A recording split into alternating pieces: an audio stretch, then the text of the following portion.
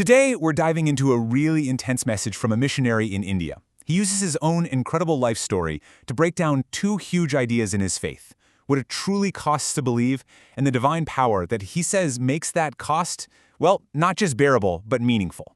Right out of the gate, he frames the world as a spiritual battlefield. And for him, you have to understand, this is not a metaphor. It's a real, high-stakes conflict.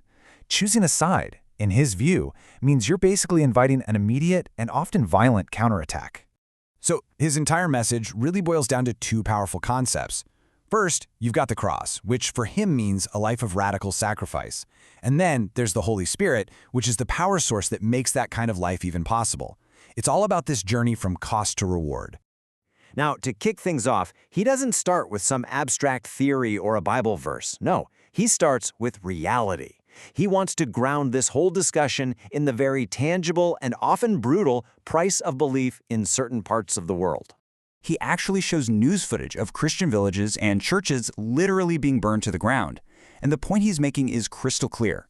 For his community, faith isn't just some private personal thing. It has immediate life or death consequences. And that leads him right to this core idea.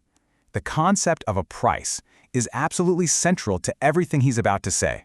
In his worldview, you just can't separate a divine mission from the cost of actually seeing it through. So what exactly does he mean by this price?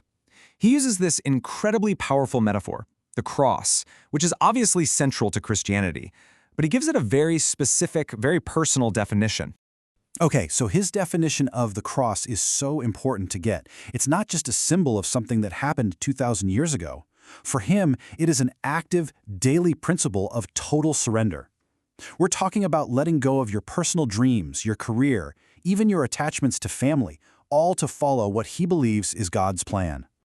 And to back this up, he points to these huge figures from the Bible, basically reframing their stories as examples of this exact principle. You've got Abraham giving up a booming family business, Moses trading a palace for 40 years in the desert, Daniel choosing a lion's den over betraying his faith. Each one, he says, was carrying their own cross. But then, he makes this whole concept intensely personal. He pivots from these ancient examples right to his own life and the sacrifices that he's had to make. His first big sacrifice, his career. Get this, as a young man, he passed this incredibly difficult exam. Out of 500,000 applicants, only 500 people made it. He was on the fast track to becoming an engineer, but he walked away from that whole future because he felt a calling to be a missionary instead. And that decision had real, lasting consequences. He shares this heartbreaking story about his own son coming to him and basically questioning his whole life's work. The boy pointed out that his friends from other missions, they had cars, nice houses, a steady income, while their family always struggled. It just shows you the generational cost of his choices. The next sacrifice was this massive opportunity. The founder of his own organization, a guy named Loren Cunningham, personally invited him to move to Hawaii to be mentored for a global leadership role. I mean, this was a golden ticket to influence, to comfort, to a whole different life. But he said no. Why? Well, his reasoning was driven by this one single principle. He believed God wanted him to stay in India. For him, obeying that specific instruction was way more important than the American dream or mentorship from the founder or even a better life for his family. But this is the ultimate sacrifice. He found himself facing a violent mob, the very same group that was known to have burned another missionary and his child alive. And in that terrifying moment, he made the decision to get his own young son to safety, and then he turned around and walked directly toward that mob, fully expecting that he was about to die. The words he said to his colleague are just chilling. He didn't want his 7-year-old son to carry the memory of watching his father be killed. I mean, that single moment captures the absolute peak of what he means when he says carrying the cross. And this just begs a massive question, right? After giving up your career, a life-changing opportunity, and even being willing to lay down your life, how is that humanly possible? What could possibly empower someone to endure that level of sacrifice? And this is where the second half of his message kicks in. The answer, he argues, isn't about human strength or willpower. It's about a divine power that he calls the Holy Spirit. Now, a key point he makes here is that this power isn't something you have to earn. It's not about being good enough or praying hard enough. He describes it as a gift freely available to any single person who believes. It's not for some spiritual elite, it's for everyone. He breaks this power down into two main functions. First, there's a general divine power, the ability to do things that seem impossible, like a story he tells about praying for rain to stop on command. And second, there are specific spiritual gifts, things like healing or prophecy, that are given to certain people to help the community. And to illustrate this, he tells this wild story.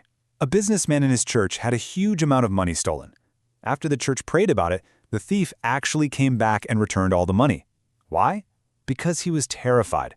He said every time he tried to touch the cash, he was just paralyzed with fear, convinced it was cursed. Okay, so we've seen the cost, that's the cross, and we've seen the power that he says makes it all bearable, that's the Spirit. But this leads to the ultimate question: what's the point? Why go through all of this in the first place? And this really brings us to the complete picture, his whole framework. The cross represents the cost, right? The sacrifice, the surrender, the suffering here and now. But he sees it as the direct path to the crown, which represents the reward, victory, glory, and resurrection in the afterlife. One is the journey, the other is the destination. He wraps it all up by putting our earthly life into an eternal perspective. From his viewpoint, a whole lifetime of suffering is just a brief moment when you compare it to an eternity of glory. And it's this belief that reframes extreme sacrifice not as a terrible loss, but as a worthwhile investment. And so he leaves his audience, and all of us really, with this final, very personal question. He's just defined the cross as total surrender for a higher purpose. So the question he leaves us with is, what in your life demands that kind of sacrifice? What's the price you're willing to pay for what you truly believe in?